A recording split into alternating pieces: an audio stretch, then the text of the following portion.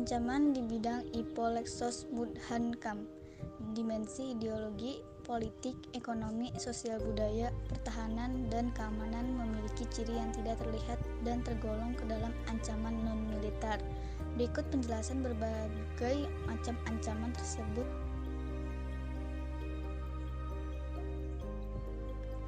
Ancaman di bidang ideologi. Ancaman di bidang ideologi memungkinkan memengaruhi pemikiran dan pandangan masyarakat terhadap ideologi bangsa Indonesia. Yakini Pancasila. Apabila ancaman ini terus dibiarkan, dikhawatirkan dapat menimbulkan disintegrasi nasional. Berikut akibat yang ditimbulkan dari adanya ancaman di bidang ideologi. Yang pertama, lemahnya pemahaman masyarakat terhadap ideologi Pancasila. Yang kedua, perilaku masyarakat tidak sesuai dengan nilai-nilai Pancasila. Yang ketiga, munculnya disintegrasi yang ditandai dengan gerakan separatis akibat perbedaan pandangan dan pemikiran ideologi.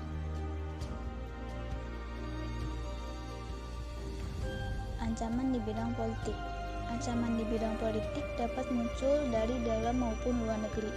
Ancaman politik dalam negeri biasanya berupa pengarahan massa untuk menurunkan pemerintahan yang berkuasa.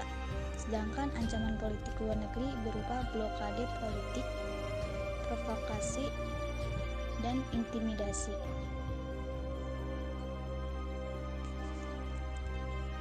Ancaman bidang ekonomi.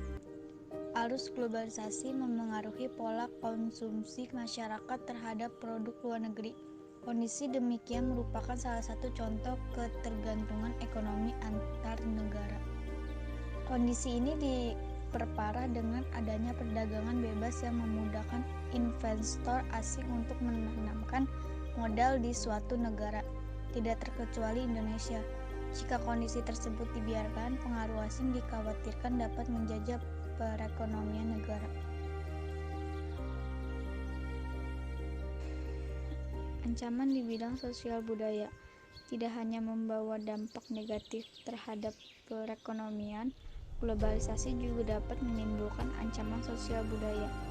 Globalisasi secara tidak langsung dapat memengaruhi gaya hidup masyarakat menjadi kebarat-baratan dan memunculkan sifat hedonisme. Seseorang yang terdampak budaya kebarat-baratan cenderung bersifat konsumtif dan memikirkan kesenangan pribadi.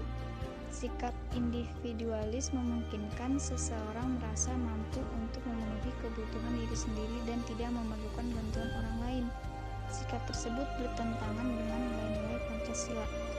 Apabila dibiarkan, kondisi tersebut dapat melunturkan sikap tegang rasa dan gotong royong antar sesama. Dampak negatif globalisasi terhadap sosial budaya masyarakat juga berpotensi mengancam moral generasi muda. Salah satu contohnya yaitu munculnya kenakalan remaja dan pergaulan bebas. Ancaman di bidang pertahanan dan keamanan. Ancaman di bidang pertahanan dan keamanan merupakan suatu tantangan yang bisa muncul dari dalam maupun luar negeri.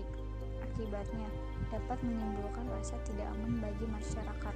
Seperti yang diketahui bersama, Indonesia memiliki beragam suku, ras, dan agama. Keberagaman tersebut rentan terkena isu sara dan dapat memicu konflik antar golongan. Jika hal tersebut dibiarkan, nilai toleransi dan perdamaian perlahan akan terkikis.